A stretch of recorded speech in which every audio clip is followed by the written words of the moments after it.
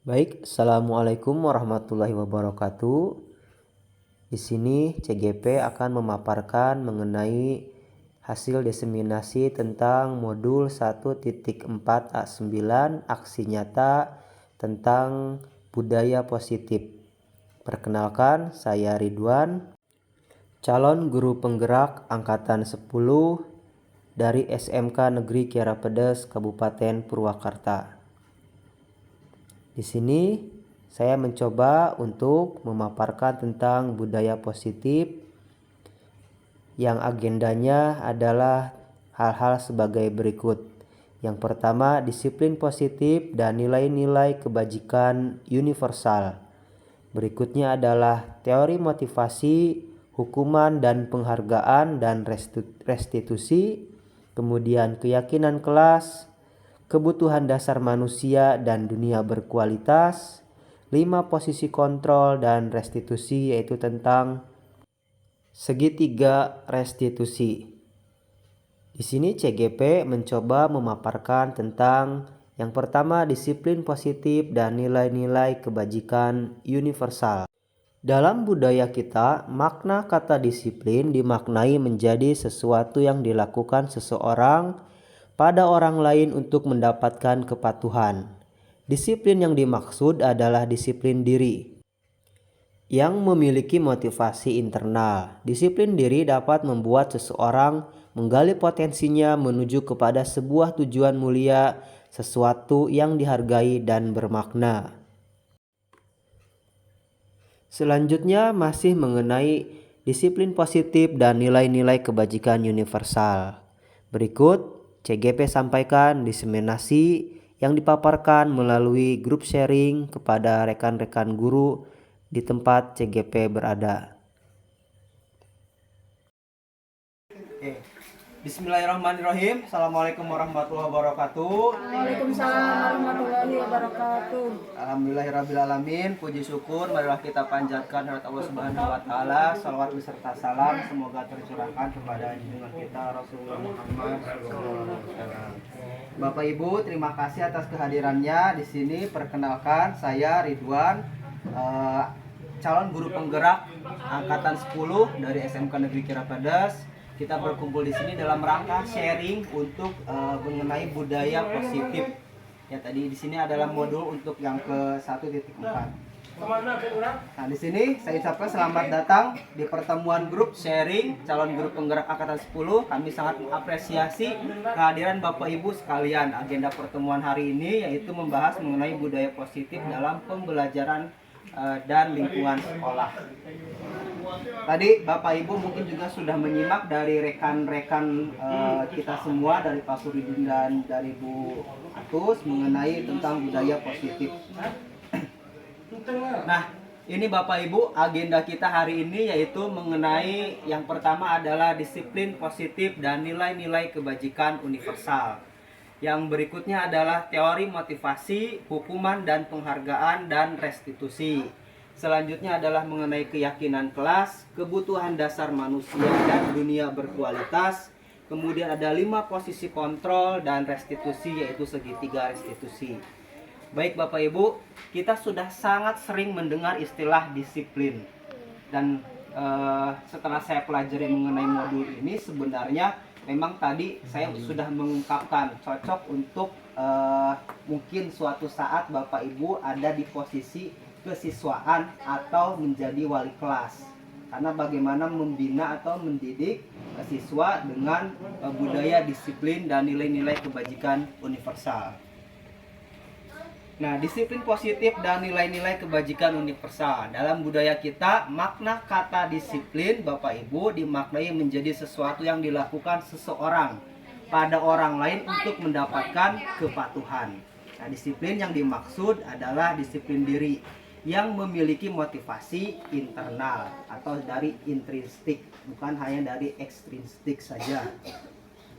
Disiplin diri dapat membuat seseorang menggali potensinya menuju kepada sebuah tujuan mulia, sesuatu yang dihargai dan bermakna. Artinya bahwa ketika dia melakukan itu tidak hanya takut untuk mendapatkan sebuah hukuman, tetapi juga bagaimana hal tersebut bermanfaat ternyata untuk dia. Seperti dia harus bangun pagi, ternyata setelah disadari bukan hanya saja dia tidak mendapatkan hukuman, tapi juga ternyata bisa lebih sehat gitu kan, bisa lebih waktu luangnya lebih banyak, seperti itu.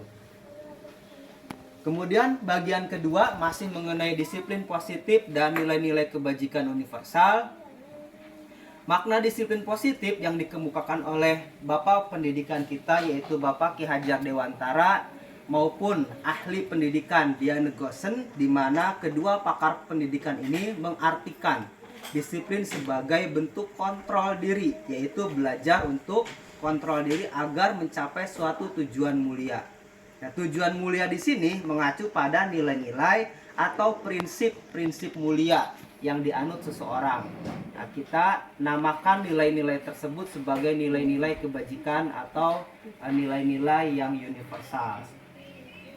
Nah, kemudian seperti yang sudah kita ketahui bahwa kurikulum kita sekarang adalah kurikulum merdeka. Kurikulum merdeka mengedepankan kepada pembelajaran yang berpusat pada murid. Artinya siswa tersebut, saya suka sharing dengan guru dari sekolah lain, mangpang mengpeng tidak ada ujian nasional. Jadi jangan sampai kita digiring kembali kepada ujian nasional, sehingga mereka untuk menempuh atau belajar mengenai istilahnya passion, ya, minatnya di bidang apa itu terkendala atau terganjal oleh ujian nasional. Mereka harus melalui gerbang ujian nasional. Untuk saat ini tidak. Nah, jadi mereka silahkan bila bisa ahli di bidangnya masing-masing. Nah, selanjutnya Bapak Ibu, kita kumpul di sini. Selanjutnya, CGP mencoba memaparkan tentang 5 kebutuhan dasar manusia, yaitu yang pertama tentang kebutuhan bertahan hidup, kebutuhan untuk diterima atau kebutuhan kasih sayang dan rasa diterima. Yang ketiga adalah kebutuhan penguasaan, keempat kebutuhan kebebasan, dan kelima adalah kebutuhan kesenangan atau fun. Dan berikut pemaparan CGP yang disampaikan kepada rekan-rekan di tempat CGP bertugas. Ada 5 kebutuhan dasar manusia. Yang pertama adalah bertahan hidup atau survival. Kebutuhan bertahan hidup atau survival adalah kebutuhan yang bersifatnya fisiologis. Untuk bertahan hidup misalnya seperti kesehatan, rumah, dan makanan. Yang kedua ada kebutuhan untuk diterima atau rasa sayang dan diterima.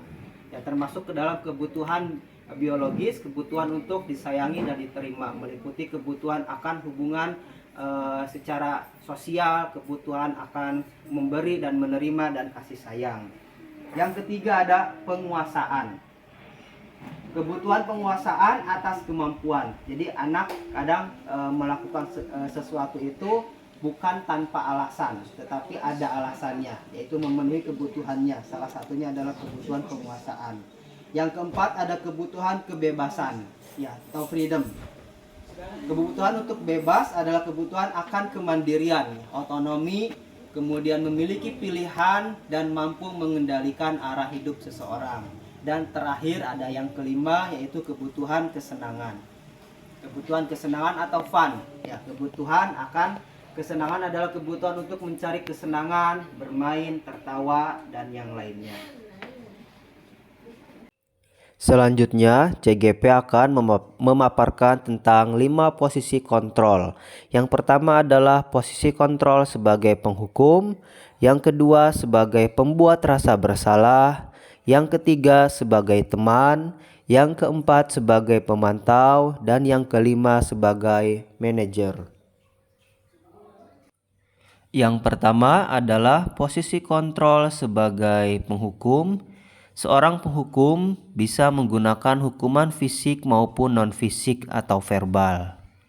Yang kedua adalah posisi kontrol sebagai pembuat rasa bersalah. Pada posisi ini biasanya guru akan bersuara lebih lembut. Pembuat rasa bersalah akan menggunakan keheningan yang membuat orang lain merasa tidak nyaman, bersalah, atau rendah diri. Yang ketiga adalah posisi kontrol sebagai teman. Pada posisi ini, guru tidak akan menyakiti murid, namun akan tetap berupaya mengontrol murid melalui persuasi. Yang keempat adalah posisi kontrol sebagai pemantau. Memantau berarti mengawasi. Pada saat kita mengawasi, kita bertanggung jawab atas perilaku orang-orang yang kita awasi. Posisi pemantau berdasarkan pada peraturan-peraturan dan konsekuensi. Dan yang kelima adalah posisi kontrol sebagai manajer. Manajer adalah posisi di mana guru berbuat sesuatu bersama dengan murid, mempersilahkan murid mempertanggungjawabkan perilakunya, mendukung murid agar dapat menemukan solusi atas permasalahannya sendiri. Berikut diseminasi posisi 5 posisi kontrol yang coba CGP diseminasikan kepada rekan guru yang lain. Nah, ini ada 5 posisi kontrol kita Bapak Ibu sebagai guru. Yang pertama ada posisi kontrol yang sebagai penghukum. Yang kedua ada posisi kontrol sebagai pembuat rasa bersalah. Yang ketiga, posisi kontrol kita sebagai teman. Yang keempat, posisi kontrol kita sebagai pemantau. Dan yang kelima adalah sebagai manajer. Nah, dari kelima ini yang paling ideal sebenarnya adalah sebagai manajer. Artinya kita tidak serta-merta menghukum, walaupun memang pada kenyataannya siswa mungkin masih belum mempan ya untuk kita posisikan sebagai diri kita menjadi manajer. Tapi ketika dihukum, baru mungkin seperti itu. Nah, saya kemarin ini lihat di konten IG itu bahwa ada yang salah katanya dengan parenting kita, ilmu parenting kita. Anak tuh katanya jangan diberikan kata jangan main HP, jangan itu salah katanya. Padahal dengan kata jangan tersebut mungkin kita menggantinya istilahnya HP-nya disimpan dulu ya, HP-nya sudah ya, cukup ya, tapi tidak nurut. Tapi ketika kita bilang jangan, nah itu kan anak langsung nurut. Artinya bahwa hal tersebut masih dibutuhkan mungkin seperti itu. Yang pertama, kita di posisi kontrol sebagai penghukum. Nah, posisi kontrol kita sebagai penghukum, hukuman bisa berupa fisik maupun non fisik atau verbal. Nah, mungkin yang lebih menyakitkan itu yang bersifatnya verbal gitu ya. Yang akan terus anak ingat gitu ya. Nah, contoh dalam perkataan kita sebagai guru yang mengambil posisi kontrol sebagai penghukum, patuhi aturan saya atau awas. Nah, mungkin ada tekanan seperti itu, kamu selalu saja salah. Nah, pasti kamu selalu yang terakhir selesai mengerjakan soal atau mengumpulkan soal. Itu mungkin kurang tepat ya dalam mengambil posisi kita sebagai posisi penghukum. Yang kedua adalah posisi kontrol kita sebagai pembuat rasa bersalah. Nah, pada posisi ini biasanya guru akan bersuara lebih lembut. Pembuat rasa bersalah akan menggunakan keheningan yang membuat orang lain merasa tidak nyaman, bersalah atau rendah diri. Ya, contoh kalimat yang biasa dipakai oleh guru diantaranya adalah Bapak sangat kecewa sekali dengan kamu, atau Ibu sangat kecewa sekali dengan kamu. Berapa kali Bapak harus memberitahu kamu ya? Nah, jadi membuat berapa kali sih harus setiap hari kah, setiap kali kah? Dan biasanya kan kita kamu lagi gitu ya. Nah, seperti itu. Iya. Yang ketiga, posisi kontrol kita sebagai teman. Kita memposisikan diri kita sebagai guru, tetapi posisi kita sebagai teman daripada guru tersebut. Nah, pada posisi ini Bapak Ibu, guru tidak akan menyakiti murid, namun akan tetap berupaya mengontrol murid melalui persuasi. Ya, artinya tidak langsung represi, ya, tapi persuasi. Nah, ayo bantulah demi ibu ya. Coba bisa tepat waktu gitu kan. Ayo ingat tidak bantuan dari Bapak selama ini. Kemudian ya sudah, kali ini tidak apa-apa, nanti Ibu bantu bereskan. Nah, kadang mungkin itu posisi kontrol kita sebagai teman. Selanjutnya Bapak Ibu, yang keempat adalah posisi kontrol kita sebagai pemantau. Nah, memantau berarti mengawasi. Nah, pada saat kita mengawasi, kita bertanggung jawab atas perilaku orang-orang yang kita awasi. Posisi pemantau berdasarkan pada aturan-peraturan dan konsekuensi. Nah, contoh kalimat yang biasa dipakai, peraturannya apa? Apa yang telah kamu lakukan? Kemudian sanksi atau konsekuensinya apa? Nah, itu. Kemudian yang kelima ada posisi kontrol kita sebagai manajer. Nah, manajer artinya mengatur posisi di mana guru berbuat sesuatu bersama dengan guru, mempersilahkan murid mempertanggungjawabkan perilakunya, mendukung murid agar dapat menemukan solusi atas permasalahan sendiri. Nah, contoh kalimat yang dipakai, apa yang kita yakini? Apakah kamu meyakininya? Nah, jika kamu meyakininya, apakah kamu bersedia memperbaikinya?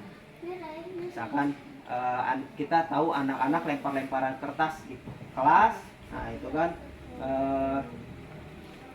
mungkin melakukan itu dalam rangka tadi Bapak Ibu, memenuhi 5 kebutuhan tadi, senang, ya, kesenangan, senang aja. Tapi ketika guru masuk mungkin nggak sengaja kena kepalanya guru gitu kan. Nah mungkin itu hal yang salah, tapi mungkin dalam mengambil atau posisi kita sebagai guru untuk mengambil kontrol, ya kita sebagai manajer itu, nah kita apa yang kita yakini, misalkan ya tidak boleh main lempar-lemparan sembarangan.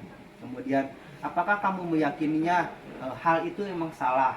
Iya Pak, misalkan salah. Kemudian jika memang meyakininya hal itu salah, apakah kamu bersedia memperbaikinya? Bersedia misalkan. Atau dalam kasus lain, anak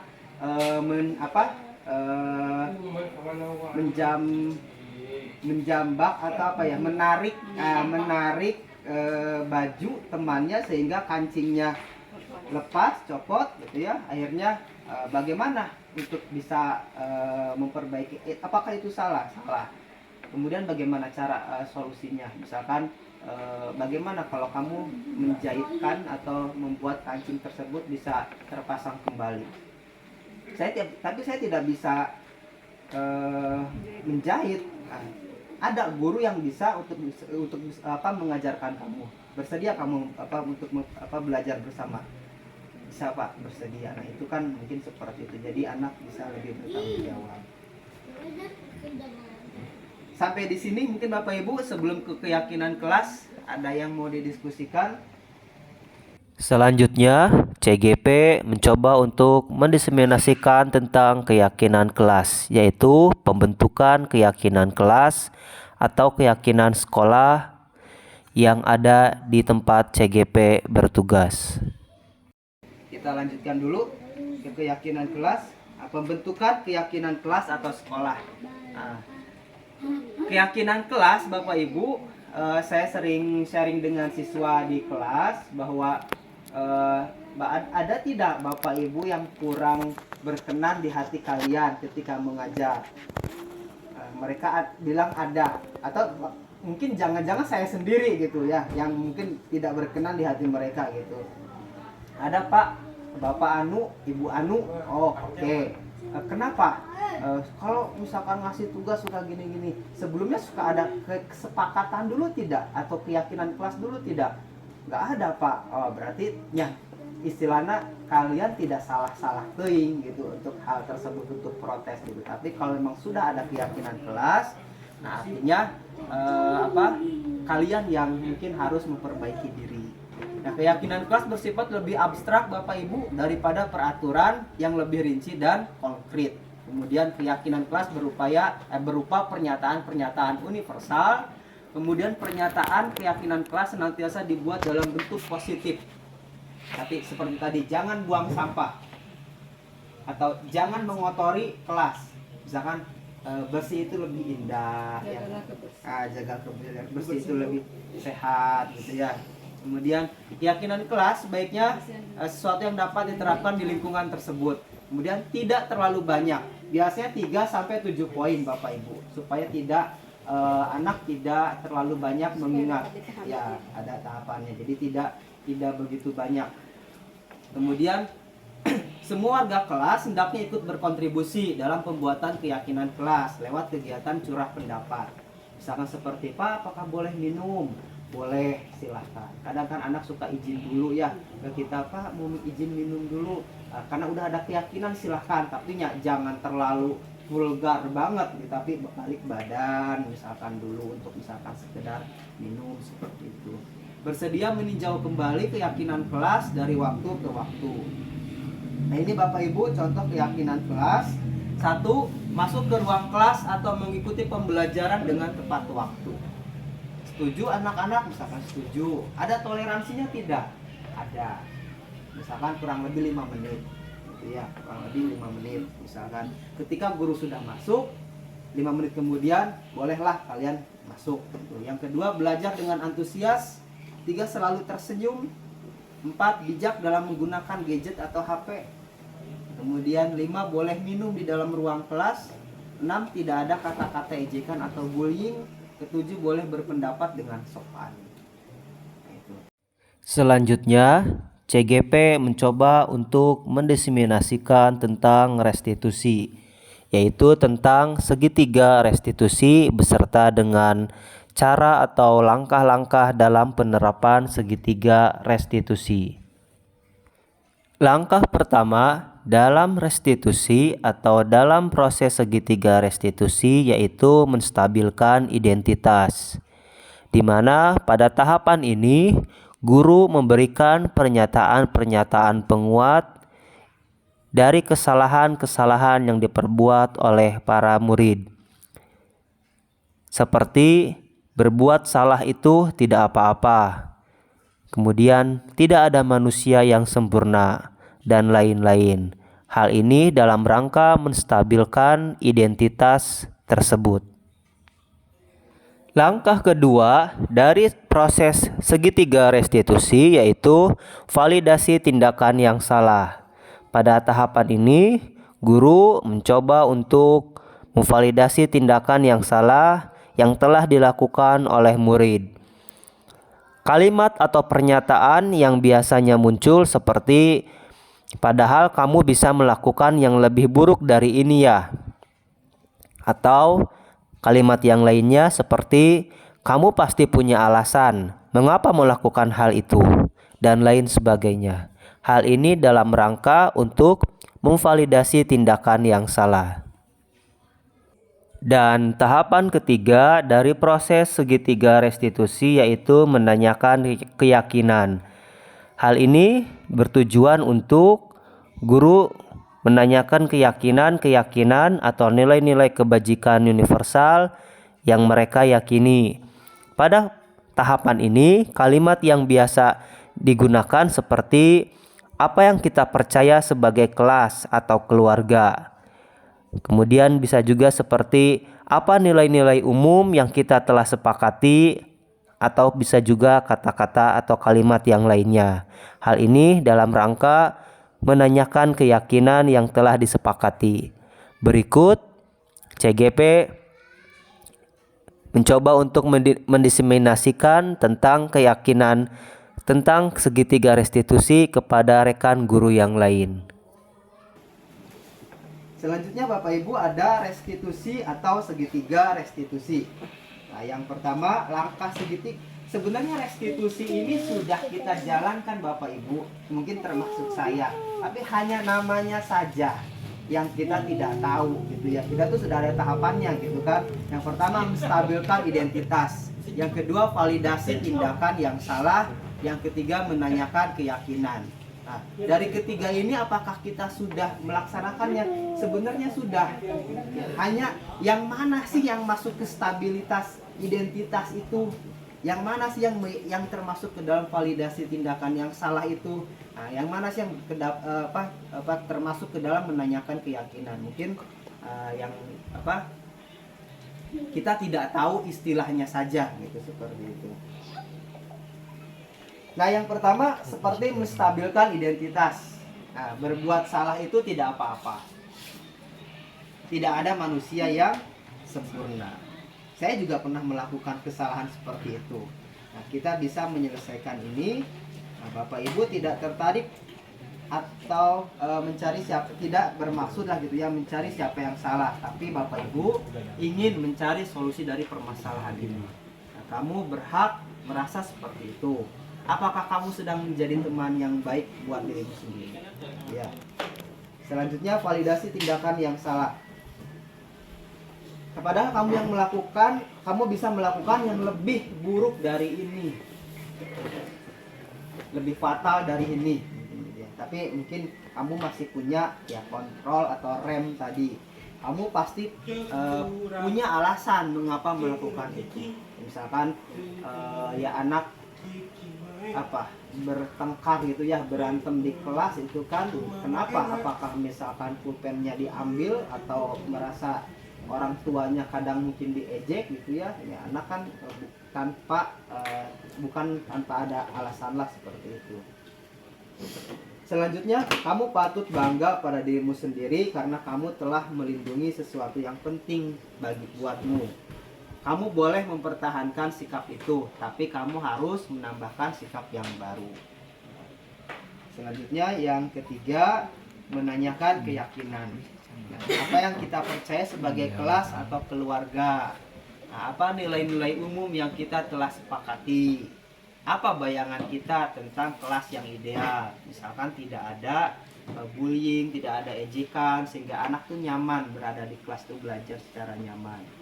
Kemudian yang terakhir, kamu mau jadi orang yang seperti apa? Ya, apakah misalkan mau taatnya karena memang dipaksa, secara terpaksa, ya, atau memang mau bertanggung jawab atas kesalahan yang sudah kamu lakukan. Terakhir, terima kasih Bapak Ibu atas kehadirannya. Saya ucapkan terima kasih dalam rangka di pertemuan berbagi disiplin positif. Semoga pertemuan hari ini memberikan banyak manfaat dan mempererat komunikasi antar guru dan murid. Terima kasih. Assalamualaikum warahmatullahi wabarakatuh. Waalaikumsalam warahmatullahi wabarakatuh. Demikian paparan dari CGP tentang disiplin positif yang coba CGP diseminasikan kepada rekan guru yang lain. Semoga memberikan banyak manfaat dan maju terus pendidikan Indonesia. Terima kasih. Tergerak, bergerak, dan menggerakkan.